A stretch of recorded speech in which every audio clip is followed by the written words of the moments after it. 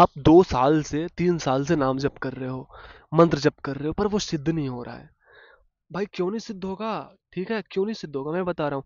अगर आप भगवान का नाम ऐसा है ना, चाहे आप चाहे जिस भाव से ले लो, चाहे चिल्ला के ले लो, चाहे किसी को सुनाते हुए ले लो, या फिर कान में अगर आपके पड़ भी जाएगा ना, तब भी वो है, वो असर करेगा। फिर भी अगर आपको इस टाइम जो है वो दिख नहीं रहा है कि इसका जो प्रताप है, इसका जो फल है मुझे नहीं दिख रहा है, फिर भी आप टेंशन मत लो। उसका जो वो जो उसका फल है ना, आपको जरूर मिलेगा, क्योंकि नाम ऐसा है भगवान का।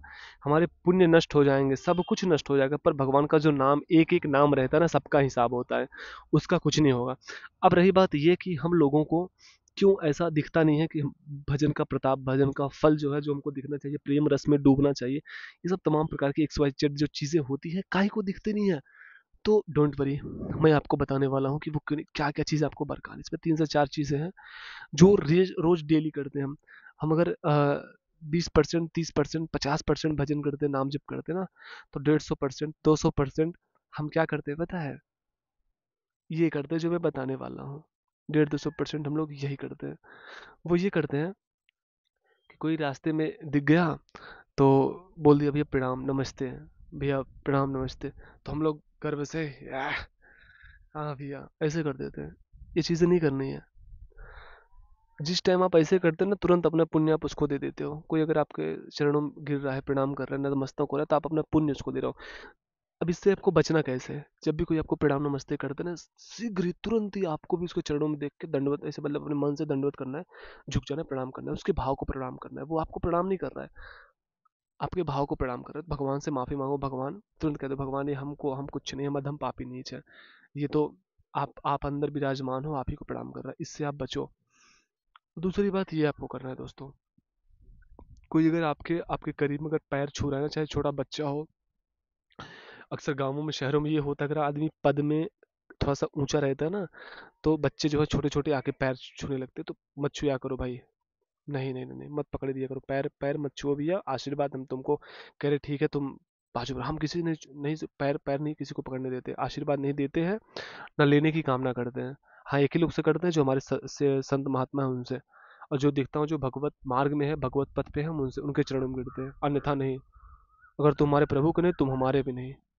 सीधी सी बात है, तुम्हारे भगवान के हो, तुम्हारे तुम प्राण हो, ये हमारा एक रूल है। तो कोशिश करता हूँ तुम्हारे घर के ही कहानी, अगर भगवान से तुम नहीं जुड़े हो, हमारे भगवान के नहीं हो, हमारे घर की बात कर रहा हूँ, तो तुम हमारे भी नहीं हो। बाहर से तुम चाहे जैसे तुमसे करेंगे, पर अंदर से हम तुमको नहीं एक्सेप्ट करेंगे। ये चीज़ होना चाहिए। तुमको अपने पैर किसी से नहीं पकड़वाना है दोस्तों, पक्का कह रहा हूँ, भगवान जो भजन का प्रताप है वो दिखने लगेगा आपको। और तीसरी बात ये है दोस्तों ना, कि किसी को भी हो, कोई भी हो, आपको ना उसे आशीर्वाद नहीं देना है कि कोई कुछ बोला तो तुम कह दो कि जाओ तुम्हारा काम हो जाएगा, जाओ तुम्हारा काम हो जाएगा, उसका तो काम हो ही जाएगा, पर तुम्हारे जो पैसे हैं ना, वो पैसे खर्च हो जाएगा, क्योंकि वो अपना काम करे, अपने पैसे से करे ना, तुम उसका काम अगर अपने पैसे से जेब से करोगे, तो पैसा तुम्हारा खर्च होगा ना, तो जो तुम्हारा पैसा है वो तुम्हारा भजन है, नाम बल है। अब तुम उसको कह दिए, तो तुम्हारे प्रकार से उसका आशीर्वाद हो गया कि जाओ तुम्हारा काम हो जाएगा, तो भगवान तो सुन रहे हैं ना, इसमें जो तुम्हारा पुण्य है, जो तुम्हारा भजन है, वो गया। जितना उसका दाम रहेगा, जितना उसका रेट रहेगा, वो रेट तुम्हारे जेब से कट जाएगा। ओके?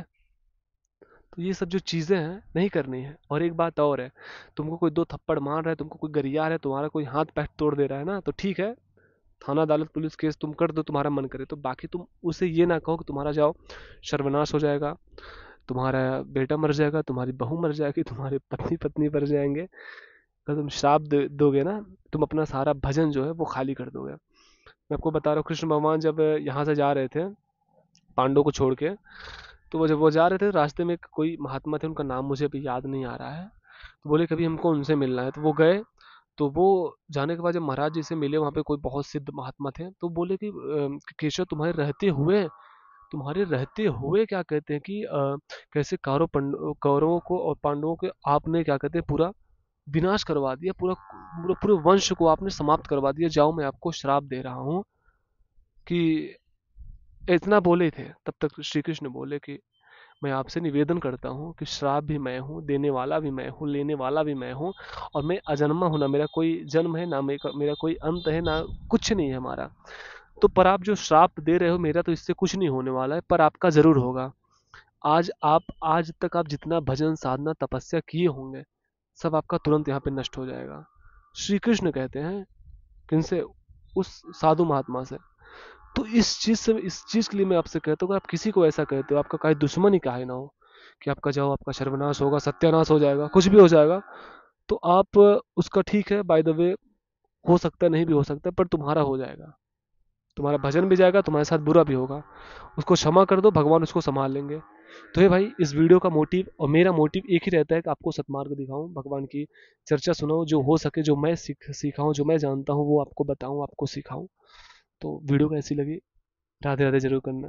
अगर आप राधे राधे करेंगे तो मुझे लगेगा कि हाँ, मेरी वीडियो थोड़ी बहुत हेल्पफुल है, थोड़ा बहुत आपको मदद मिला। तो नेक्स्ट वीडियो लिए वेट करो, मिलते हैं नेक्स्ट वीडियो में। Bye, take care. Radhe Radhe, शेयर दास।